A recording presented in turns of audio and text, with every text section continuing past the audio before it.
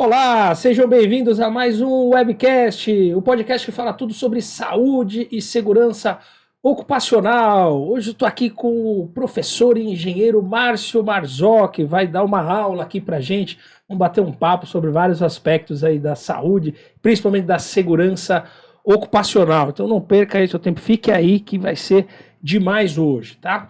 Mas antes da gente começar o nosso querido webcast, eu não posso deixar de falar aqui dos nossos patrocinadores, né? Que é quem permite aqui a gente bater esse papo, né, Márcio? Sim, exato. Lembrar aí do nossa grande empresa aí, o grupo Mednet de Saúde e Segurança Ocupacional, tá? Então, se você é empresário, gestor de RH, gestor de SST da tua empresa, não perca tempo, cara. Chama aí o pessoal do grupo Mednet que eles resolvem tudo o que vocês precisam em relação às normas de segurança do trabalho, tá? As normas regulamentadoras, as NRs, PGR, PCMSO, LTCAT, toda a estrutura de tecnologia para e-social e é tecnologia própria, tá? Não é tecnologia de mercado. Eles desenvolvem aí os sistemas do grupo Mednet desde 1994, aí, quando iniciam os processos de obrigação de saúde e segurança das normas regulamentadoras. Agora, se você quer ser empresário do ramo de saúde e segurança, quer empreender em saúde e segurança, mas está meio perdido aí de como executar isso, chama o time do Grupo Mednet Franchising, tá? Eles têm todo o processo organizado para você ter a tua franquia aí do Grupo Mednet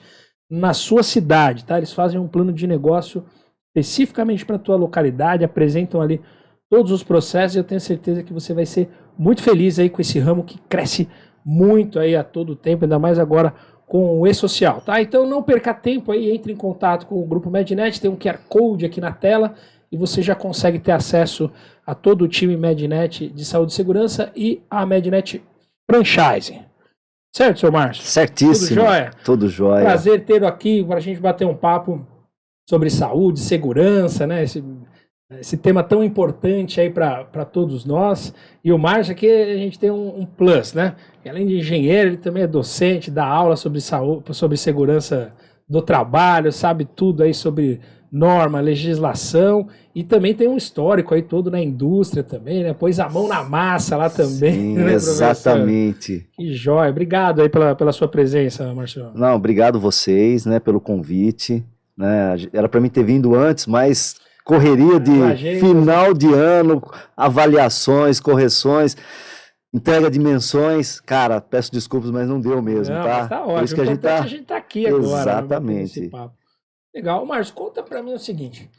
Como é que a segurança do trabalho entrou na tua vida? Isso é algo que às vezes a pessoa, não, era de família, o meu avô, o meu pai e tal. Ou teve casos que veio aqui e falou, pô, meu pai sofreu um acidente do trabalho que deixou ele ali capacitado, e aí eu fui entender melhor como que aquilo poderia ser evitado, e como é que o bichinho aí da segurança ocupacional te mordeu aí, Marcelo? Então, na verdade, é assim, Vicente, eu sou engenheiro civil, formação, tá? Eu venho da construção civil, eu sou técnico em edificações, trabalhei muitos anos em construtoras aqui da cidade e também em São Paulo. Então, nas obras já sabia ali que a segurança era fundamental para o bom andamento. Precisa, né? Mas a situação acontece o seguinte, eu fui conhecer a segurança do trabalho na universidade. Eu tinha um componente só falando sobre a NR18. Ah, sim, exatamente, na formação de engenheiro civil. Você tratava NR18 lá. Exatamente. Naquele tempo, lá tinha não vou me lembrar agora o nome do professor, mas ele falava para mim assim, Marzocchi, vai para essa área, você gosta de ler, você tem facilidade de interpretar leis, o que está sendo solicitado, entre aspas, o que o legislador colocou ali para que a gente seguir os processos, né? Mas eu falei, não, quero entrar na segurança do trabalho, nem conheço direito isso aqui, né? Eu quero mais é construir, vamos concretar tudo, né? E aí eu me formei, continuei trabalhando numa construtora, depois abri um pequeno escritório e falei, eu preciso voltar a estudar, né? Já estou 2 anos aí parado, né? Vou voltar a estudar só trabalhando. Falei, preciso fazer alguma coisa. E aí, nesse meio tempo, eu falei, vou fazer técnico em segurança do trabalho. Tem um colega que está dando uma aula lá, conhecia meio de vista, né? E também da segurança. Falei, seguindo o que o professor falou, né? Vamos apostar nisso, né? Pegar o olheiro, o olheiro já... E aí eu me ingressei para fazer o curso técnico de segurança do trabalho, já formado, e continuei trabalhando com o meu escritório. Uma complementação, né, do Isso. teu processo. 3 meses depois eu já estava matriculado para fazer pós-graduação. Aí já pensando na engenharia do Isso, trabalho, já né? um professor do curso técnico falou, Márcio, faz engenharia de segurança do trabalho, você vai ver como vai mudar a sua vida, você não vai querer mais saber de obra. E, cara, eu adoro obra. Adoro obra. Eu acho que é bacana você entender e contribuir, né? E é muito visível, né? O processo, você pega uma terraplanagem dinâmico. lá e você entrega um shopping, um prédio. Exatamente. Então, e é muito dinâmico, né? Eu falo para os alunos, né? Os meus alunos lá, que a segurança do trabalho na construção civil, ela é dinâmica, porque hoje você abre um buraco, 2 dias depois esse buraco Cada já etapa fechou. é um risco, Exatamente. Daqui 4, 5 dias, dependendo da obra, você já tem parede a 1,5 m. Depois você vai ter que usar andaime. Aí já tem laje, já tem laje, levar material. Então ela é muito dinâmica. E a tecnologia um dia como o outro. Exatamente. Na segurança é assim, né? Na segurança é assim, não tem monotonia. E aí, então, através da engenharia civil, você foi para o TST e aí já foi para a engenharia de segurança do trabalho. Bom, eu me formei e falei, e agora, né? Para que lado eu vou? Na obra. Isso. Aí, na época, minha esposa hoje falou, manda um currículo. Eu mandei currículo e me chamaram. E aí eu já entrei na indústria. Tá, para a área industrial, mas já a engenharia do trabalho. Isso, na segurança, mas como engenheiro de segurança do trabalho. Tá. E aí o negócio foi crescendo, porque você toma gosto, né? Então, se você abrir, né, falar assim, hoje eu vou cuidar de bombeiro. E a indústria, para a segurança, né, ela ainda é o segmento que tem um olhar, né, mais aguçado, né, mais apurado para isso. Né? Então você já acabou entrando num ramo que tem um olhar diferente para a parte de saúde e segurança. Né? Tende a cumprir mais, porque ela sente na pele ali que quando ela desvia dos processos, acaba tendo acidente, Sim. Ou vai ter ali problema depois de absenteísmo, algo do tipo, né? E eu tive, uns falam sorte, né? Mas eu tive o prazer de trabalhar numa empresa e realmente a segurança caminhava junto com a produção. Então eu aprendi, né, os técnicos de segurança, eu tenho amizade com eles até hoje, né? E foi muito bacana, porque a gente evoluiu, né? A segurança do trabalho na empresa evoluiu. Eu tinha um coordenador que ficava longe, né? Era uma multinacional, ficava longe, uma metalúrgica pesada, mas mesmo assim, a cada 15 dias ele estava lá fazendo... A empresa tinha no processo dela a segurança ocupacional, e é o que a gente fala muito, né? A empresa que implanta segurança pensando em norma, só na norma, em cumprir norma, ela não implanta segurança. Não implanta, ela não existe aquilo. Agora, a empresa que fala, não, eu vou implantar isso para o bem do meu colaborador, para melhoria no meu processo, para segurança mesmo. Aí, quando isso acontece, o colaborador sente essas melhorias, né? Ele começa a enxergar saúde e segurança como algo efetivo e não só como... Pego muito pelos exames ocupacionais. Nossa, de novo eu tenho que fazer o exame. Não sei o quê. Agora, a empresa que destrincha isso bem, o funcionário já sabe, né? Pô, preciso fazer para saber se eu tô ok aqui no meu processo. Exatamente. Né? E tomando esse gancho de fazer os exames, né? Realizar os exames rotineiros, né? Vamos dizer assim. Não tem preocupação em tirar a pessoa da linha. É uma obrigação. Ela vai ali, faz e volta. Eu tô ganhando com isso, estou agregando valor. Seu processo já está organizado para isso. E essas relações humanas, elas precisam voltar. Tá? Esse relacionamento humano que eu vejo nas indústrias se perdeu um pouco. Eu acho que o RH precisa voltar a ser o RH realmente. Tá? Ali, você sente que mudou? Mudou. De um período? Eu senti uma movimentação assim, em termos de RH, né? No processo de saúde, que acaba envolvendo muito o RH na questão de saúde e segurança. Eu percebi que isso mudou um pouco em relação ao e-social, mas eu tive uma visão parecida com a tua. Eu vi essa mudança em relação a cumprimento de obrigação, cumprimento normativo, cumprimento do programa do governo. Sim. Mas eu concordo com você que acho que falta um pouco ainda um ajuste melhor ali de comunicação entre não só o RH, o SESMIT, né, dependendo do porte da empresa. Tem muita empresa que é o contador que acaba dando direcionamento quando são empresas menores, né? Mas você acha que falta, então, Não, falta, processo? Vicente, falta, porque a maioria das empresas, se você tem um terceiro turno, não tem uma pessoa ali. Ali quem faz esse meio campo, vamos dizer assim, é o técnico de segurança do trabalho. Tem o papel da CIPA também, né? Que deveria ser, né, a comissão ali para auxiliar, mas eu não sei, eu nunca trabalhei na indústria, né, nessa área, né, de saúde e segurança. Mas você enxergava esse processo de uma CIPA atuante também? Ou em alguns momentos sim, em outros não? Como que é a tua visão Olha, da CIPA realmente efetiva hoje no Brasil? não, eu não.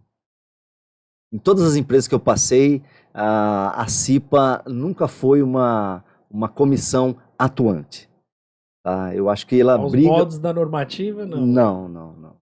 Você tem um membro ou outro ali que busca fazer isso, tá? Mas uma vez eu cheguei para uma reunião de CIPA participar, hein? Eu era Nem era membro. não, nunca fui membro de CIPA. Sou membro agora no Polivalente, que eu dou aula lá, tá? Mas eu sou indicado também, né? Participo. Mas nas indústrias, a segurança do trabalho sempre foi apoio para a CIPA. É isso que eu prezo, tá? Mas se o técnico quiser se candidatar, ele tem liberdade para isso. Não vejo problema. Mas deveria ser, né?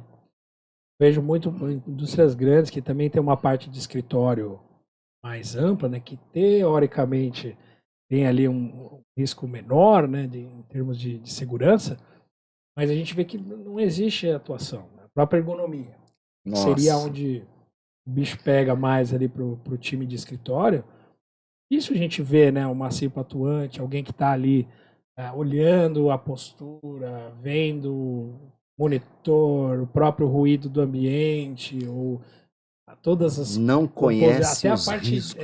porque a parte ergonômica vai até o processo mental, ali, de saúde mental das pessoas, do ambiente, né? E a gente não vê atuação nesse sentido, é quase nula, né? A empresa está preocupada em ter a cadeira que atende a NBR, ter o móvel que atende a NBR, mas o colaborador em si não está apto nem a usar aquilo da melhor forma. Ele às vezes não sabe a melhor postura, o ângulo de perna, ou como ele usa aquele equipamento que está descrito numa NBR, mas ele não tem um treinamento efetivo às vezes, né, sobre aquilo. Pega tudo isso e joga pro home office. Putz, aí bagunçou tudo. Entendeu? Então, todo mundo sentado na cadeira de jantar. De casa, a preocupação da maioria das empresas foi: você tem internet? Olha, te ajuda a pagar. Um computador e uma internet. Isso, exato. E então, né, até teve a apresentação dos trabalhos de TCC desse pessoal que está se formando, teve um trabalho voltado especificamente para o trabalho home office. Qual foi o impacto isso na vida dessas pessoas? Então, os alunos conseguiram buscar algumas pessoas, fizeram uma entrevista, né? Mas grandes empresas ainda, não, está lá. Eu vejo agora um movimento de retorno. Isso, exatamente. Por exemplo, aqui, onde eu trabalho já não temos mais home office, basicamente, está todo mundo baseado, já trabalhando dentro do processo, até para a gente poder melhorar. Não estou nem falando de produtividade. Sim, tá? sim. Na própria pandemia, eu acho que eu trabalhei muito mais do que nos períodos presenciais, né, digamos assim.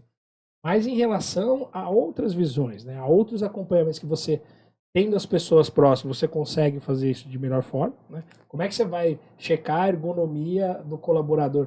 Até tem as empresas, tira foto da sua estação de trabalho e tal, mas no dia a dia, na operação, ninguém sabe se aquilo está acontecendo, se o cara sentou no sofá dele para trabalhar ou não. Sim, de novo, ele pode estar produzindo normalmente, né? A empresa não está tendo nenhum prejuízo de produtividade. Mas será que esse acompanhamento do colaborador, o fato dele não estar próximo, ele não vai afetar? Será que ele está adoecendo? Essa preocupação, né? Essa é a questão. E trazendo para tudo isso, cadê a relação humana? Perde-se também, né? Entendeu? Então, olha que legal, né? Vocês, né, já trouxeram todo mundo de volta para cá. Então, o negócio já está estruturado. E você está conversando com a pessoa, olha, esse risco, essa situação, como que a gente pode... Qual a melhor maneira de tratar? Você consegue ali trocar esse bate-papo rapidamente, né? Ali. Essa visão que se perde Exatamente. Exatamente. E é algo que, né, quando a gente avalia até questões normativas, né, não existe algo claro. Sim, Na pandemia, fez um documento dizendo, olha, a empresa tem que garantir isso, isso e isso, mas as próprias NRs, eu não sei, eu posso estar enganado, mas eu não senti ali um processo definido de, olha, as empresas que optarem por home office, saúde e segurança vai ser tratado dessa forma. sim. Multinacionais, por exemplo, e os colaboradores de home office podiam morar em qualquer lugar. Aí o rapaz mudou de país, foi para o Caribe, foi para a Europa, só que os processos de saúde, por exemplo, eles têm que ser feitos aqui. Sim, Porque a telemedicina não foi aprovada para a saúde ocupacional, né? sim. Apenas em alguns casos, né? Mas o exame ocupacional em si ele não pode ser executado via telemedicina. E aí você tinha pessoas tendo que voltar do país onde estava para cá, custeando isso, né? Porque não era previsto pela empresa esse custo. Ah, tudo bem, você quer morar em qualquer lugar, você mora. Só que você vai ter que vir aqui fazer o periódico e vai ter que vir para o Brasil fazer. E não saiu nenhuma relação sobre isso ou como tratar isso, né? Então acaba ficando num limbo ali de processo, nem só de norma, mas de processo, Você vê a de dificuldade? proximidade, né? A dificuldade que é isso e tal. Se tiver aqui no país, maravilha. Olha, eu tenho uma sobrinha e você vai achar até engraçado. Ela foi para o home office. Ela está de home office hoje. A empresa mandou uma mesa, tá? Falou, você tem lugar? Uma mesa, uma cadeira. A internet a gente se ajuda a pagar, né, tal. Fez uma estação. Fez uma estação para ela, montou, maravilha, você tem que trabalhar aqui. Tá? Cara, ela trabalha, ela é zootecnista. Não é da indústria, ela é zootecnista. Então a empresa preocupada com a saúde dela, ela, né, tem também todo o processo de exames e tudo mais, mas ela trabalha ali.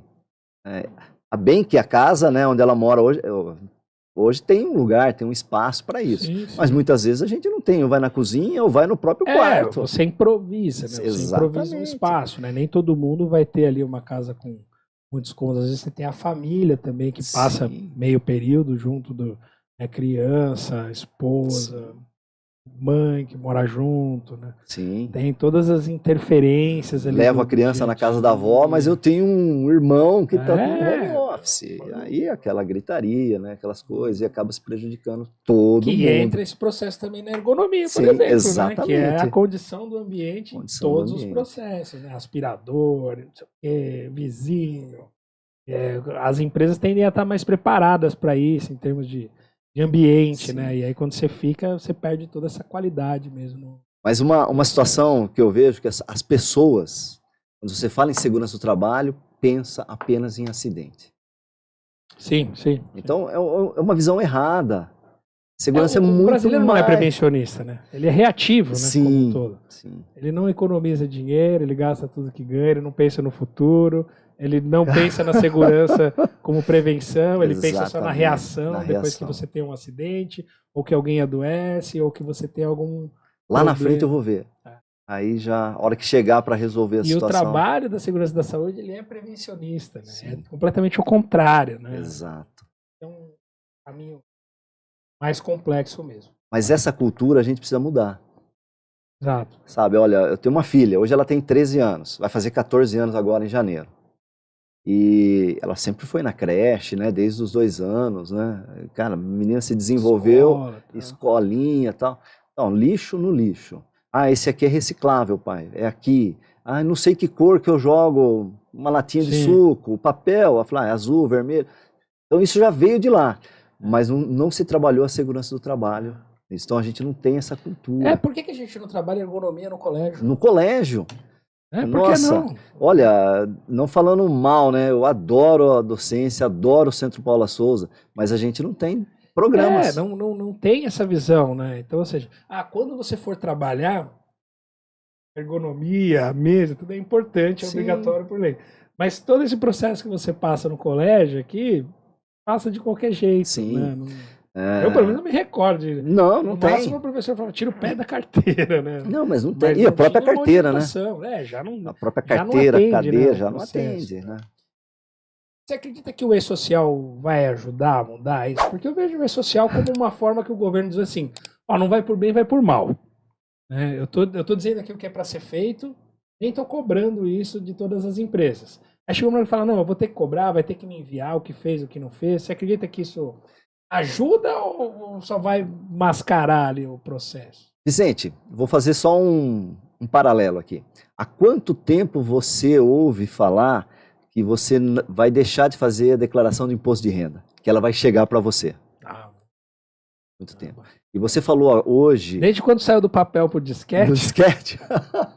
Vamos deixar uma para hora trás, você não né? vai mais botar a mão aí, né? Isso está chegando. Está bem próximo, está na porta. Sim, já tá diferente, né? Você já consegue ver a declaração declaração, anterior para isso. te ajudar a importar ali as Isso. coisas. Se as pessoas já declararam que você É, o seu imóvel ganho, que você você já mora tem. lá, você já, pô, isso aqui continua o mesmo, o carro não Exatamente. mudei, né? Então você vai puxando. E hoje tal. você, desde o ano passado, você já consegue falar, o governo já tem essa declaração, mudou alguma coisa aqui, confirma os valores, né? Então, isso vai chegar. Mas você falou na abertura aqui desse bate-papo, né, desse podcast, desde 94 passou algumas mudanças ocorrerem. Desde que se instaurou, né, as NRs lá em 94, elas vêm mudando. Vem mudando, mas vem mudando o olhar do governo, né? Então, em 94 houve essa mudança, então DSS 8030, SB 40, PPP, 98 o Fernando Henrique mudou a parte que eu acho justo, tá? Engenheiro civil, trabalhava 25 anos e aposentava porque, cara, o cara trabalhou a parte 25, previdenciária, né, 25 anos enfiado no escritório, nunca foi numa obra fazer um só pelo túnel de título, metrô, né? e aposentava com 25 anos. Não dá, não pode. Era pela função em si, não pelo Isso, risco dela. exatamente. Então, esses riscos passaram a se evidenciar em 98 e vão aprimorando. As NRs, elas ficaram um tempo na inércia. Há muitos anos. Muitos anos, nossa, décadas. A gente tem um problema da NR15 que está com prazo agora para ser, saiu o cronograma novo para ser reavaliada, né?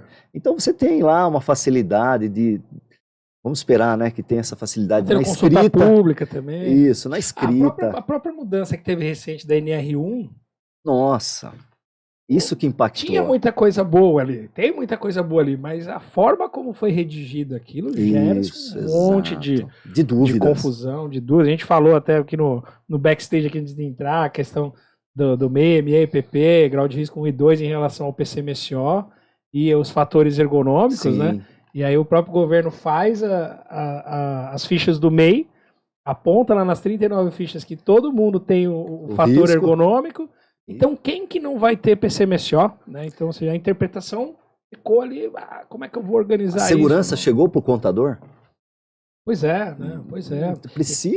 Teve muito esse movimento. As pequenas empresas, né? A gente, óbvio que ela não vai ter como arcar ali com um custo enorme de saúde e segurança, até porque nem precisa, né? Então, muitas vezes o próprio time da contabilidade auxilia a empresa, né?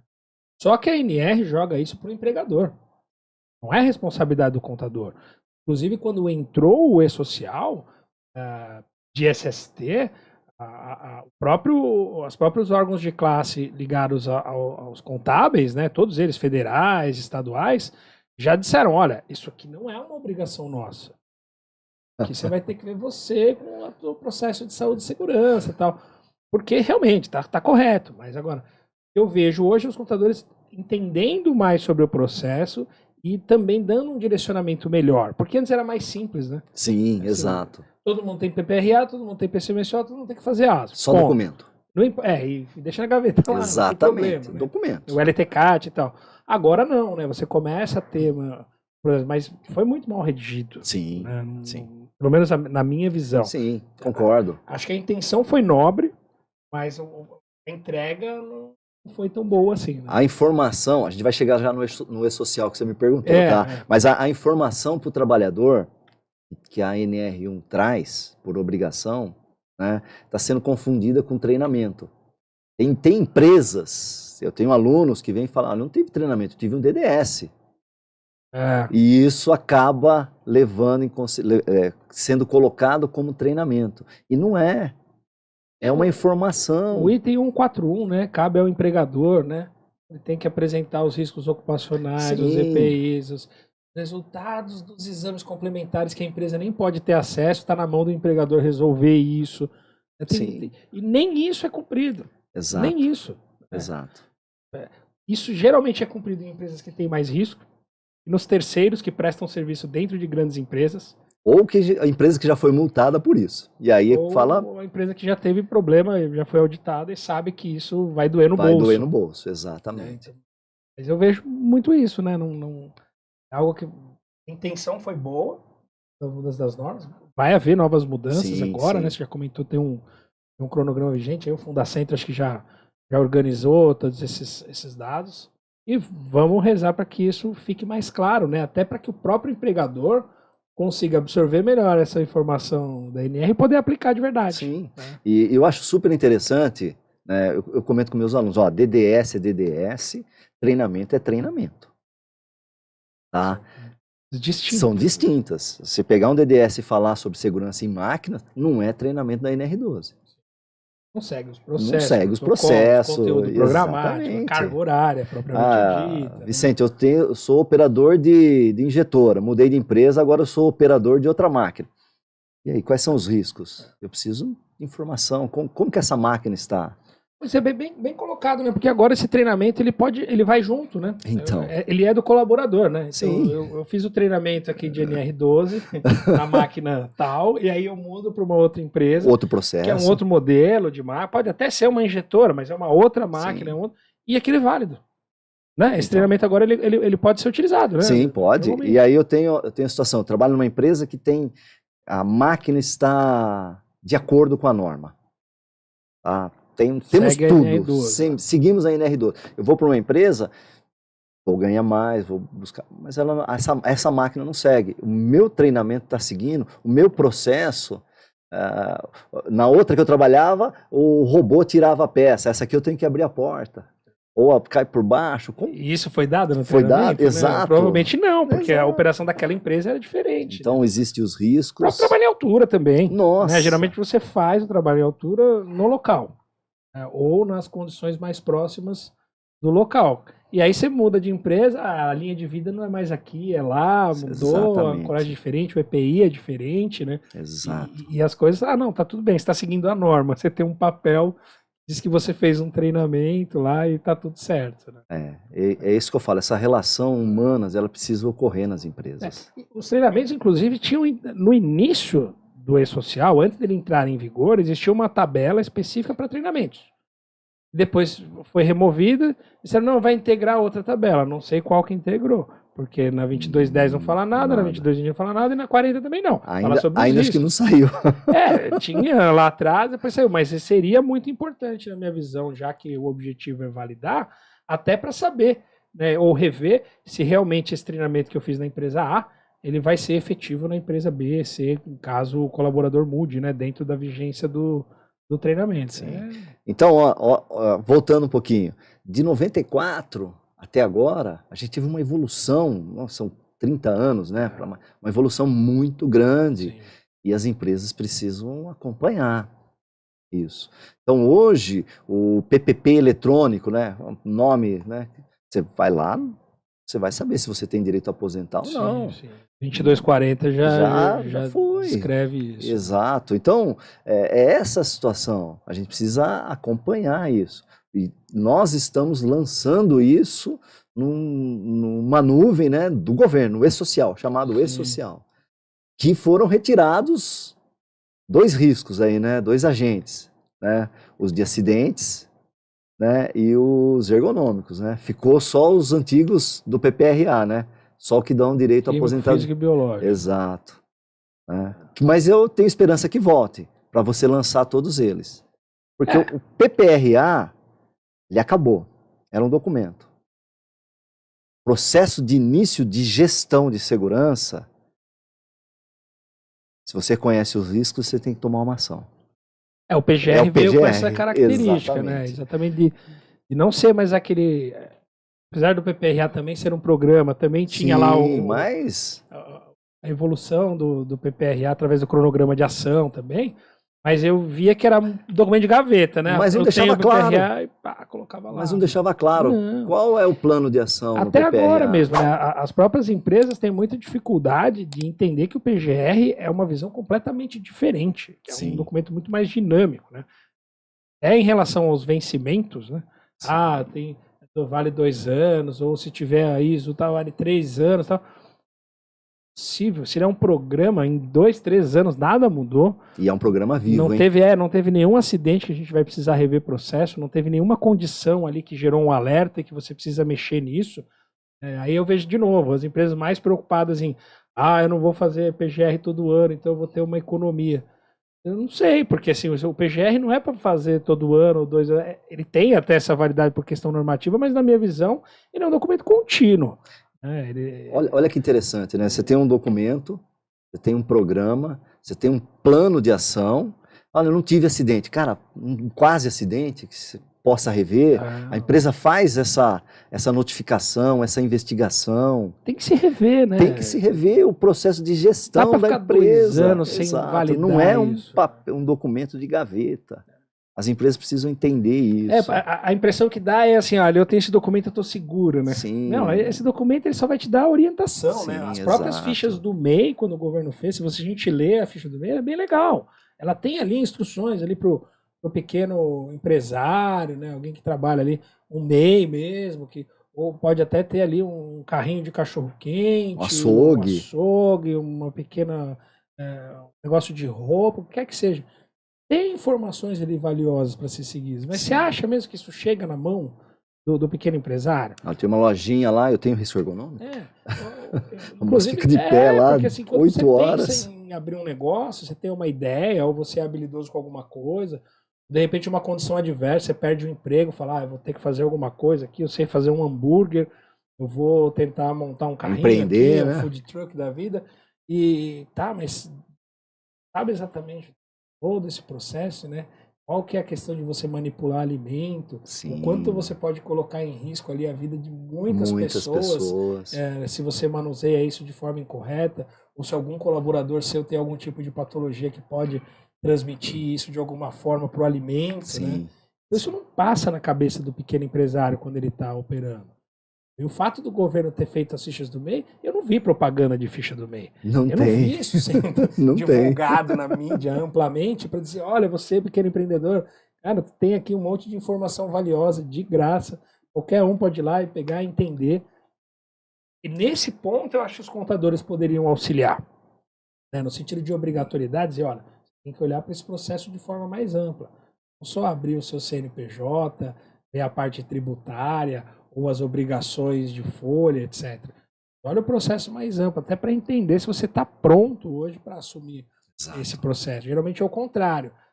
Entra no empreendimento, começa a empreender em qualquer coisa, e aí depois ele vai tomando lambada de todo lado, e aí pode ele vai até inviabilizar às vezes inviabiliza, o às empreendimento vezes é um dele. já não funcionaria, né? Sim, exato.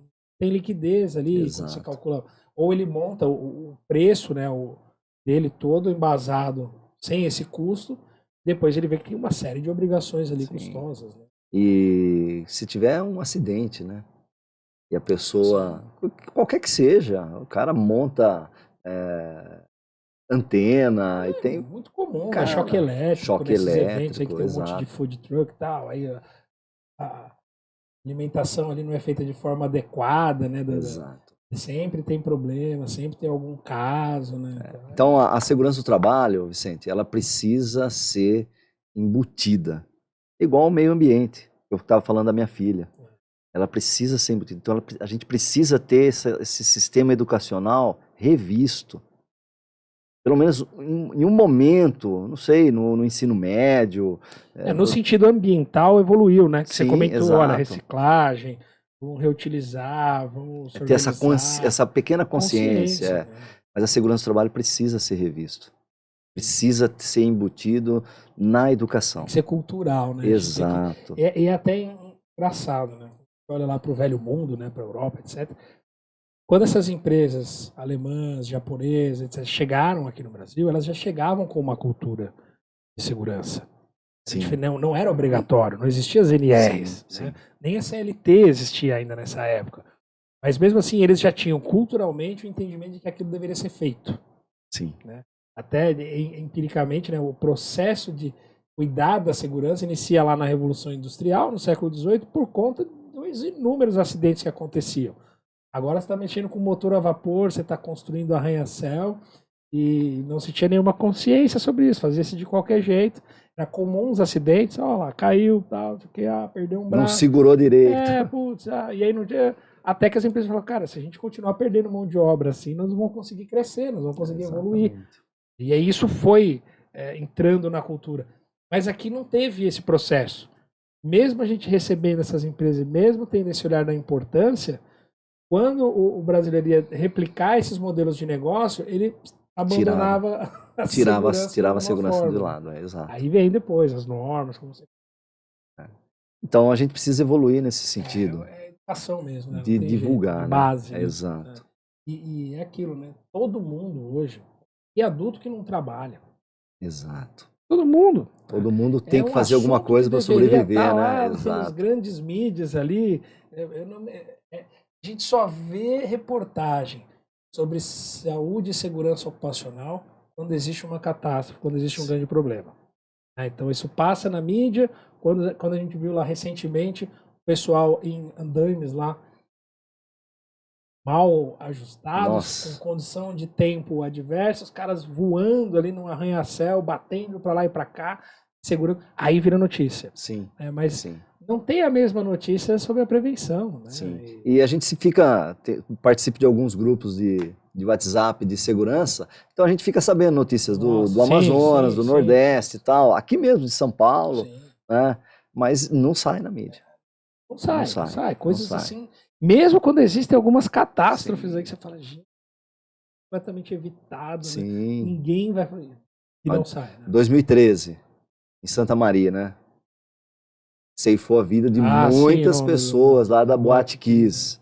Né? Houve um grande movimento para rever todos os bares, restaurantes aqui do estado de São Paulo, aqui de Americana.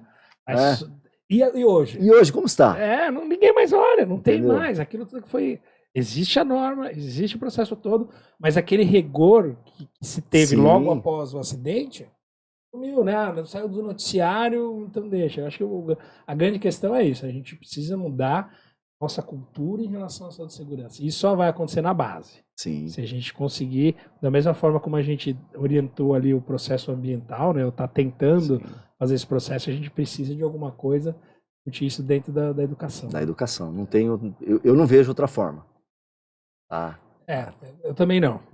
Tá. Acho que, por mais que as empresas tentem fazer isso já no processo, pessoa já adulta, já, né, no processo laboral já instaurado, o caminho é a base mesmo. Sim. Né? Você tem pelo menos um pequenino conhecimento de segurança ali, de riscos, os que são, para que você possa desenvolver uma atividade para que isso seja importante. Exato. Você tome esse cuidado, do mesmo jeito que a mãe, quando tem uma criança pequena, ela toma cuidado ali com a panela no fogão. Isso. O balde de roupa com água lá para a criança não cair. Existem inúmeros casos de acidentes nesse sentido. Ou choque elétrico, você põe lá as tomadinhas, né? Para proteger a tomada. Só que aí, quando você está no seu trabalho, você esquece daquilo tudo. Exato. Né? Porque você tem um objetivo maior, que é o teu filho, a tua filha, uma criança que está ali, e você fala, eu preciso ajudar ela a não se envolver em acidente aqui dentro de casa. Então eu protejo as coisas. Só que quando você vai para o trabalho, você não... Isso, né? A maioria das vezes, né? Acaba mudando. Né? Acaba mudando esse processo. É uma pena, né? E de novo, né? Por isso que às vezes o governo toma essas iniciativas de entrar com questões punitivas aí, como o E-Social. Aliás, os empresários tomem cuidado agora em 2024, vai começar já. Todo 2023 já está válido para aplicação de multa. Até agora, eu não vi aí indícios de multas em relação a E-Social a SST.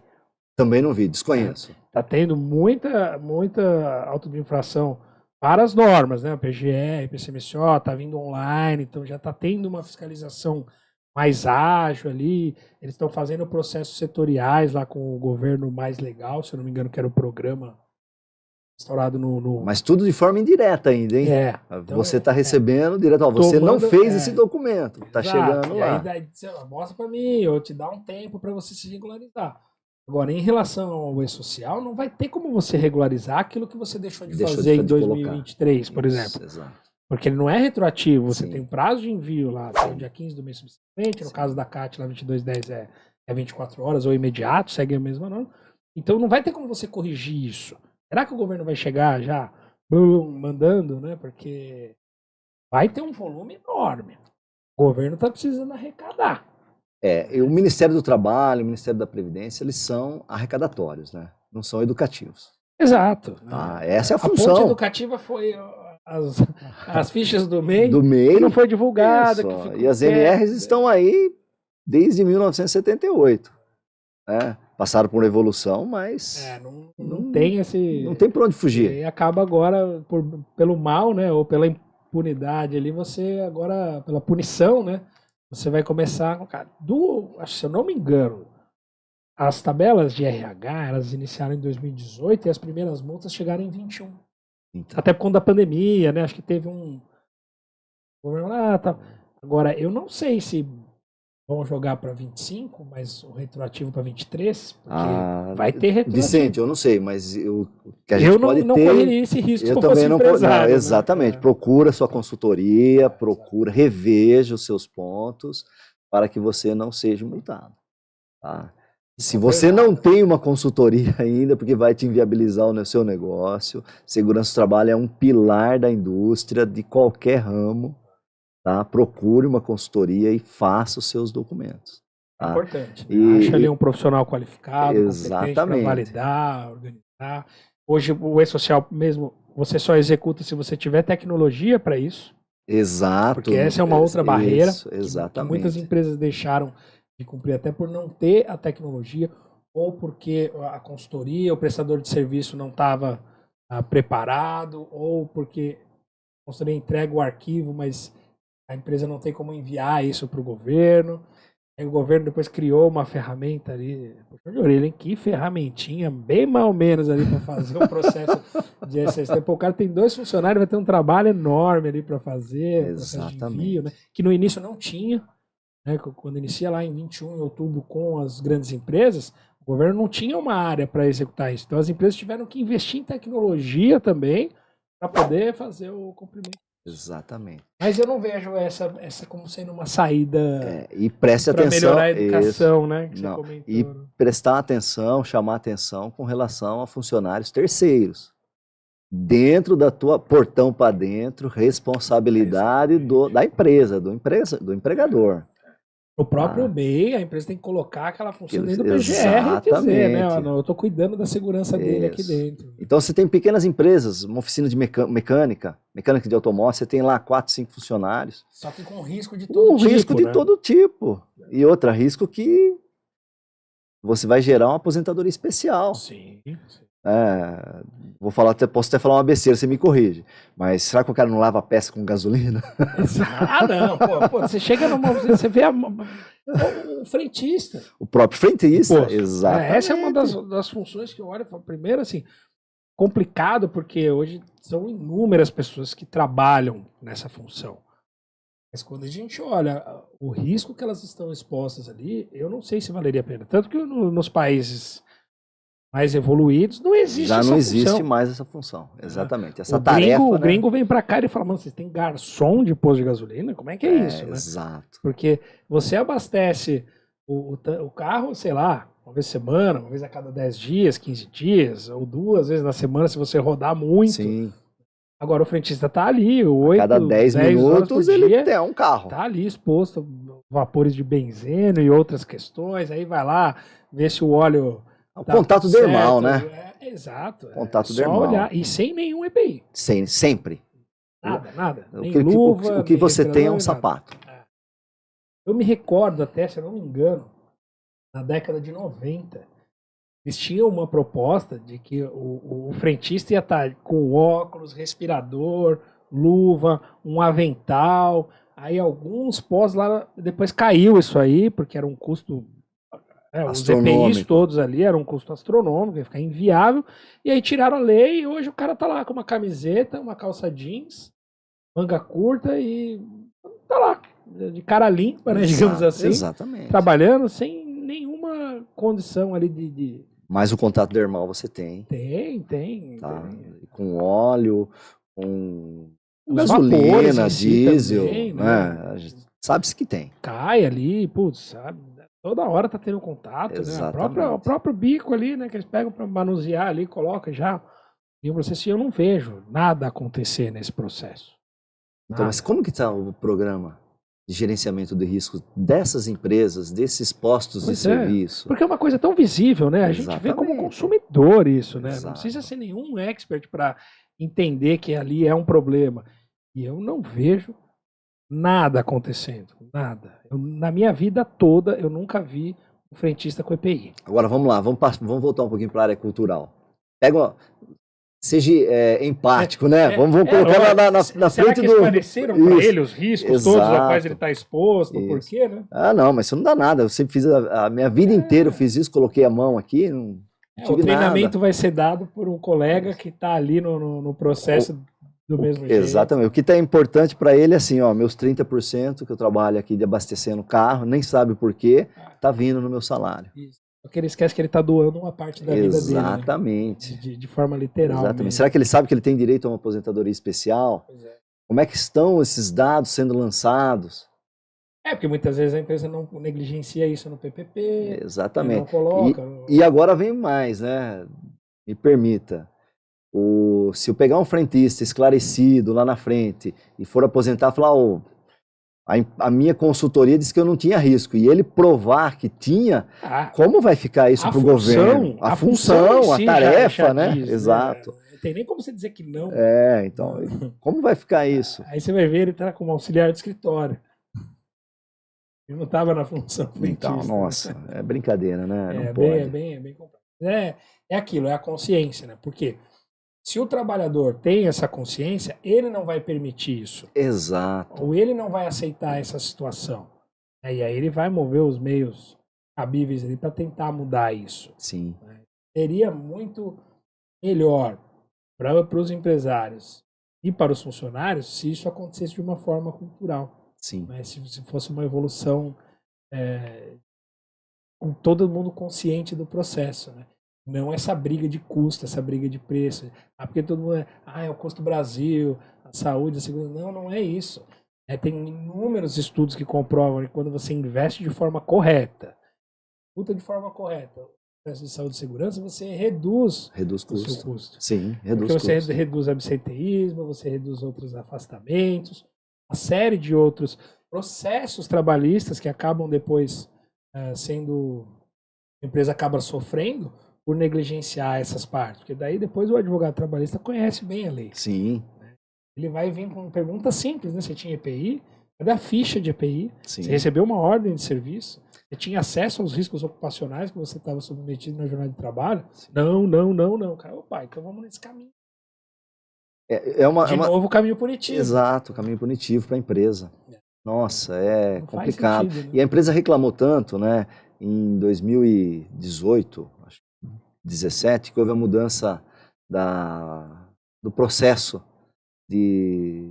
no judiciário, processo trabalhista. Sim. Né? Porque o advogado ficava falando, não me pagou as férias direito. Alguma coisa do tipo. Falando, mas você trabalhava no RUI, então você tem direito à insalubridade. Entrava, perito. Cara, isso travava a indústria. Uma máquina. A justiça, perdão. Máquina. Travava a justiça, você tinha uma série de processos que tinham que ser feitos, refeitos, com custo para todo lado, né? Exato. Para o governo, para o empresário, muitas vezes para o próprio trabalhador. Sim. Né? Aquilo é infrutífero. Exato. Né? Não é muito mais fácil a gente tentar trabalhar na prevenção, né? Então, você atua onde? Atua lá na ponta da corda. Não dá, tem que atuar aqui atrás. Na tua visão docente, você vê um aumento da procura de alunos aí, ou profissionais querendo ingressar no processo de segurança do trabalho, ou você vê uma redução? Porque teve a corrida ao ouro, né? Quando saiu ali o piso do técnico de segurança, foi algo que chamou muita atenção, Sim, né? Quando a sim. gente olha para a média salarial nacional e olha o piso do técnico de segurança, fala, pô, piso bacana, perto do que a gente tem em média, né? Então, teve ali uma corrida, teve uma proliferação de novos colégios, né? Cursos profissionalizantes para todo lado. Como é que você viu isso hoje? Tá melhor, tá pior, tem mais gente procurando, menos gente procurando? O que você sente disso? Olha, nós abrimos o curso de segurança para o próximo semestre. Nós tivemos 1,5 de procura no polivalente. Tá? Então, nós temos, para cada vaga, é um candidato e meio. Mas nós já tivemos 4. Eu ia falar baixo, né? Sim. Volume baixo. Caiu bastante. Tá? Isso também em função de que o Centro Paula Souza abre curso em todas as ETECs, né? E hoje você tem uma ETEC em Santa Bárbara, você tem uma ETEC em Nova Odessa, Americana. Com o intuito de proliferar o conhecimento, né? De você poder ter Exatamente. mais condição, para a pessoa não ter que se deslocar entre uma cidade e outra. E aí você não tem profissional para dar aula, né? Tem isso também, né? Entendeu? Porque a baixa formação Exato. é a consequência lá na frente, né? Quantas pessoas vão querer dar aula, né? Ou vão se especializar, porque uma coisa é você se formar, outra coisa é você estar apto a dar aula, né? Exato. Docente ali do tema. Né? Exatamente, né? E essa é uma busca grande de quando eu comecei a dar aula. Foi até engraçado, tá, Vicente? Me permita contar um pouquinho. Claro. Porque assim, ó, eu me formei técnico de segurança do trabalho, conheci os professores e me formei engenheiro de segurança do trabalho, fui trabalhar na indústria, fora daqui, né, da cidade, viajava, né? E um dia o cara me liga, né? O coordenador do curso me liga e falou, olha, vamos abrir aqui um processo seletivo, eu quero que você venha fazer. Eu falei, não, eu não dei aula no passado lá, quando eu estava estudando, mas eu não, tô numa outra vibe aqui que eu não vou conseguir, né? Entrava às 7 horas da manhã, às vezes era 10 horas, eu estava na fábrica ainda. Uma correria, né? E ele ligou de novo, eu falei, não, vou fazer inscrição. Fiz inscrição, mas eu não fui prestar a prova. Você falou, tá bom, vamos inscrever. Passou uns 4 meses, ligou uma moça do Polivalente, falou, nós estamos abrindo um curso em Nova Odessa, é uma sala descentralizada, e o coordenador do curso pediu para convidar você. Não precisa fazer concurso, não precisa nada, né? Veja se você consegue pelo menos dar uma noite de aula. Para ajudar na grade. Né? Isso, exato, porque estamos com dificuldade, a gente tem profissionais aqui que estão deixando de dar aula. O valor também para iniciante é complicado. A educação não remunera bem também. Exatamente, né? Você pega um salário de técnico hoje, né? Você tem um piso. O cara trabalha 8 horas por dia, lá R$3.000 na mão. Cara, se você for dar aula para ganhar R$3.000 iniciando, não consegue. Você vai acabar tendo que se empenhar muito mais para ter esse retorno. Né? Exato. Então, aí entrei pela FAT, que é a Fundação de Amparo à Tecnologia, é uma empresa mista, né? 50% do governo, 50% público-privado. Público-privado, que dá esse amparo ao governo para essa situação. E fiquei lá 2 anos. Aí um belo dia falou, não, a gente vai transformar essa sala descentralizada numa ETEC aqui, ETEC de Nova Odessa. Aí ampliou. Isso, aí falou, então a gente vai dispensar vocês. Eu falei, tá bom, obrigado, tchau. E passou 6 meses, falou, Márcio, vai abrir concurso, você não quer prestar? Eu falei, vou prestar, vai. Eu gostei, fiquei aqui 2 anos e pouco dando aula, vou prestar. Prestei, passei, e então de lá para cá... Isso foi que ano? 2008 eu iniciei. E 2012, eu prestei o concurso em 2011 e me convocaram em 2012. Então, de 2012 para cá, eu sou concursado. 11 anos aí, basicamente, já. De concurso, mais 2008, mais 2, né? Uns 14 anos aí. Tá bem investido. Só que você tem que lecionar, você aprende com as pessoas. Tá? Além de você passar um conhecimento, você recebe conhecimento. Sim, claro. Tá? E você tem que estudar também para poder passar todos os assuntos. Você tem que estar muito antenado. A gente falou aqui várias vezes sobre mudanças, atualizações, etc. Por mais bagunçadas que sejam as redações, a gente tem que se adaptar e, de alguma forma, passar essa informação para frente. Legal. E a gente não consegue passar tudo. Não dá. Sim, não tem A gente como. vai falar, vamos falar disso, você pega, né, os pontos e fala assim, ó, agora vamos lá, vocês têm que trabalhar nisso. A gente tem que trabalhar esse lado social do aluno. Tem aluno que não sabe trabalhar, resolver problemas em equipe. Sim, sim. Essa é umas dificuldades que a gente vê com as novas gerações, né? Trabalho, acho que boa parte dos colaboradores são pessoas mais jovens e tal. E existe em alguns casos, não é uma resistência, mas a gente percebe uma falta de preparo nessas condições, seja na faculdade, seja no colegial técnico ou num curso técnico, de você entender que trabalhar numa empresa é trabalho em equipe, um tem consequência no outro, né? Resolver problemas numa reunião, sei lá, tem um problemão lá, se você não souber ouvir o próximo, entender o ponto de vista, né? Ouvir, mesmo que você não concorde com aquilo, mas entender o processo do outro, fica impossível, né? Sim. É o tal do soft skill, né? Exato. É muito difícil hoje você conseguir pessoas que saibam trabalhar em diversas situações, alguns já estouram logo, já saem do processo ali. A gente tem feedback de empresas, não só no meu curso, tá? O feedback vem para mim, que eu estou como coordenador hoje do curso de Segurança do Trabalho, da ITEC Polivalente, mas dos outros cursos, tá? E essas habilidades socioemocionais, o cara é um crânio apto, tem uma habilidade técnica, sabe tudo, é o cara, só que não tem habilidade socioemocional. Aí se você começa a conversar com esse aluno, aí você vai ver que ele tem problemas de base. De base. Era lá na escola, fazer o trabalho em equipe, exatamente. Montar, você faz essa parte, eu faço essa parte, você faz aquela, e depois a gente junta numa apresentação. Exato. Lembra você falar, não, todo mundo tem que falar um pouquinho, né? Até problema familiar. Sim. A tecnologia fez muito isso, né? Ela acabou... Isso. Eu costumo dizer que existe a geração que é nato digital, ela já nasceu com o digital na mão, então essa geração mais pós-smartphone, digamos assim, né? Todo mundo que nasceu pós o smartphone está popularizado, né? E existe que aí a tecnologia já não encanta tanto, porque é o que ela já nasceu vendo, que nem quando eu nasci já tinha TV a cores. Então, para mim, era algo normal. Sim, exato. Para minha avó era, nossa, isso aqui é algo de outro mundo. O fax. Ou quando a gente começou a conversar por Skype, né, que foi o primeiro lá, que você, olha, tô vendo, falando com uma pessoa em outro lugar, a própria internet.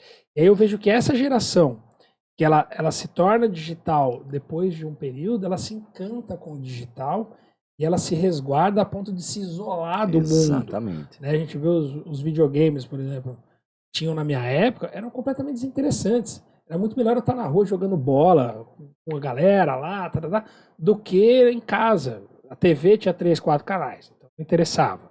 Os videogames eram coisas legal, você ficava um pouquinho ali e ia embora.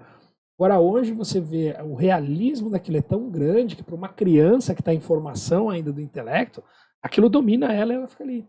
Sim. E para muitos pais, aquilo acaba sendo, nossa, olha, ele quietinho, fica quietinho. Exato. Não dá um trabalho, põe ali. Tal. Só que isso está dando problema para a criança. Quando se torna um adulto, ele se torna um adulto que não consegue socializar, que não consegue trabalhar em grupo. E aí fala assim, isso é um problema da escola. Não é. Entendeu? Em qualquer escola ele vai ter problema. Que a escola ainda é um dos que poucos contribuem nesse processo de socialização. Na própria pandemia, né? O processo para quem deu aula online... Foi complicado. A gente não estava preparado para isso. Isso porque ainda a gente está falando de pessoas com uma idade mais avançada, né? Que vão fazer um curso técnico. Sim, né? Exato. Agora você imagina a criança. A molecada lá, né? Eu via pela minha filha, também eu tenho uma filha de 14 para 15 anos. Eu via por ela, eu falava, cara, ela não está entendendo nada. A criança não tem a mínima condição de ficar focado ali. Sim. Né? E aí acaba acarretando esses processos, você comentou, né? Exatamente. Socioemocional, aí, de como lidar com essas condições. No curso, eu tento o máximo possível trabalhar isso. Então, ó, você faz uma parte, eu faço outra parte. Antes de apresentar, eu falo, vocês agora vão sentar e vão rever. Faz um pente fino, porque você teve que estudar para fazer a sua parte. Você teve que estudar para fazer a sua parte, cada um ali. E agora que vocês estão juntando... Integra tudo isso. Né? Vamos integrar, essa é a palavra, integrar tudo isso e saber ouvir o próximo. Olha, eu errei, o meu tá errado, vou rever aqui, vamos refazer aqui. Escreve na mão mesmo, né? Falta, isso é uma coisa que falta mesmo. E eu falo para eles assim, ó, aqui você pode errar. Ah, mas eu vou ficar sem nota. Eu falo, não pense em nota, em menção. Pense em conhecimento. Aprender, né? Isso, pense em conhecimento. Pense em conhecimento. Porque lá depois você pode botar a vida do outro em risco. Exatamente, você pode perder o emprego por causa que você tomou esse tipo de ação, esse comportamento seu. Isso aí. Reveja. Esse é o ponto, né? Educação e o envolvimento de todo mundo. Exato. Então, a cultura tem que estar ali, né? Eu fiquei assustado. Eu vi esse final de semana passado aqui, 56% dos jovens de baixa renda não terminam o ensino médio, contra 6% das pessoas de alta renda. É muito porque é aquela condição, né? A criança ela chega numa determinada idade e ela começa a observar que a família está em dificuldade financeira. E de repente ela começa a ver que ela pode ajudar de alguma forma. Exato. E ela olha, pô, eu vou lá pro colégio, o quê? Né? Na visão simplista de um adolescente que está vendo uma necessidade financeira, às vezes uma necessidade de alimento, de coisa básica ali, né? E aí ele vai pro trabalho. E aí no início acho que ele até tenta conciliar, vou pro noturno, algo do tipo, mas logo ele abandona aquilo e fala, o foco é eu trabalhar para poder ajudar, tal. E aí logo depois ele já acaba também se relacionando com alguém que também trabalha desde cedo, que também parou de estudar, e aí provavelmente eles vão ter um filho lá na frente e talvez eles não vão ter esse mesmo cuidado. E cadê a cultura de segurança aí? Onde a gente vai colocar isso? Né? Exato. Você coloca à frente o processo de subsistência, né, para poder trabalhar em detrimento do estudo básico, que é aquilo que vai te dar um alicerce lá para frente, vai te dar uma condição de livre pensar ali no processo. Hoje a indústria contrata ele, mas quando ele tiver lá seus 40 e alguma coisa de anos, a indústria não vai mais contratar ele, infelizmente. E nesse período, ele não tende a se especializar. Não tem. Né? Ele não vai dizer, não, agora que eu já me estabilizei, que eu tô com a família, eu vou voltar a estudar, vou terminar o meu colegial, para daí eu fazer um curso técnico ou fazer uma faculdade, que é o que provavelmente garantiria para ele um emprego lá quando você chega lá nos 40, 50, né? Tem um trabalho grande aí sobre etariedade aí no processo das empresas, mas ainda é muito engatinhando. A gente vê que um profissional hoje de 50 anos é um cara que está ali no auge da vida. Muita lenha para queimar. Muita lenha para queimar. Às vezes ele é desligado de uma empresa que ele passou ali 20 anos e ele não consegue se recolocar. Sim, não tem. Consegue. Não tem. Não consegue. As empresas não entenderam. Eu não sei, talvez falar uma besteira, mas... Eu não digo todos, mas a grande maioria mas nem contrata. Isso, né? Quantos anos eles têm? Não, mas não, nem contrata. Só que se esqueceram de uma coisa, a legislação sobre previdência foi modificada. Hoje a gente vai aposentar mais tarde. Sim, e aí você tem um cara com 50 anos que está basicamente sendo aposentado à força. Exatamente. E aí ele tem que fazer trabalhos de qualquer tipo para conseguir sobreviver. Exatamente. Uma das situações somos nós da segurança do trabalho. Tá? Então você tem muita consultoria, tá? Abre consultoria, pega, vende documento, faz documento. Por quê? Porque o cara não consegue se recolocar na indústria. Tem muito disso também. E que é um aqui trabalho, em Americana tem muitos disso. E que é um trabalho completamente diferente, né? Sim. Porque o processo da indústria, você se torna um especialista naquilo. Você conhece aquele processo da indústria. Gestão da linha. Quando você vai para um processo de consultoria, você está falando que você tem um conhecimento diverso, exatamente. Né? Você está fazendo um levantamento num pequeno comércio, depois numa indústria, depois num agronegócio, depois numa indústria química. Laboratórios. Assim, o leque é muito grande. Não é assim, né? Pela formação você consegue executar, mas por essas condições, muitas vezes, né? Você comentou, passa ali boa parte da vida numa indústria, numa empresa, ali, aí quando ele é desligado, ele não serve, entre aspas, mais para o mercado, e aí ele passa a executar por conta própria, monta uma consultoria com um amigo, com alguém, né? E faz um processo, ou ele já começa a angariar pequenos clientes ali, vai evoluindo, sobrevivendo. Né? Infelizmente a indústria não viu isso. O importante é a gente estar lutando aí contra isso, tentando ajustar. Até o objetivo do webcast mesmo é a gente tentar fomentar mais a cultura do prevencionista, né? Da saúde, da segurança, para ver se isso encaixa aí no processo como um todo. Até a formação do técnico, né? Então, quando esse professor me convidou, ele falou, olha, a gente tem que formar técnicos melhores. Porque o mercado, lá atrás, era muito carente. Sim. Era muito carente disso. E aí ele absorvia a formação por si só, né? Ele absorvia o diploma, né? Exato. Agora que você tem um processo mais amplo, você está tendo aquela seleção natural pelos melhores. Sim. Né? Então, e o próprio Centro Paula Souza, ele fornece para você, para nós docentes, cursos de especialização nas áreas. Então, a gente tem curso na 3M, na Fundacentro. Para você botar o pé mesmo, a mão na massa, né? Botar a mão na massa lá, para você poder transmitir esse conhecimento para o aluno, com ganho de causa, né? Sim. Conhecendo a operação na base. E deixar aquela semente para que ela brote e ele vá alimentar ela. Porque quem se formou no começo do ano não pegou as atualizações da norma. Exato. Ele tem que... Ele vai ter que tem por que ir si no só, dia a dia, né? exatamente. Tem que ir no dia a dia. É entender que é responsabilidade dele, né, como profissional, tá sempre se atualizando. Sim. Tá sempre se atualizando, principalmente em quesito normativo, operação. Nossa, olha o que a NR1 fez, né? Bagunçou, vamos dizer assim, deu uma mexida uma chacoalhada nesse caldeirão e mudou tudo. Mas é positivo, temos que mexer mesmo. Né? Tem que mudar. mexer. Acho que agora as NRs vão ser revistas, teve um prazo aí de maturação, de entendimento, o próprio Fundacentro já viu ali que tem questões para serem alteradas, já botaram um cronograma, vamos rezar para isso mudar. Mas aí o recado é trabalhar a cultura da empresa mesmo, né, Marcelo? Eu trabalhar ali no corpo a corpo e mudando. Se é processo, vamos melhorar esse processo.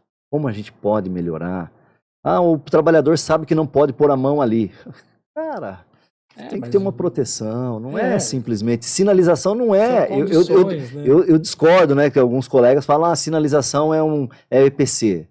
Equipamento de proteção coletivo. Não, sinalização é um aviso apenas. Que nem sempre ela vai cumprir o papel dela. Não vai, você exatamente. Depende da atenção do outro. Né? Exatamente. Quantas vezes você está na bandeirante, você está acima do limite de velocidade? Quanta gente passa no farol vermelho? A sinalização está lá. Né?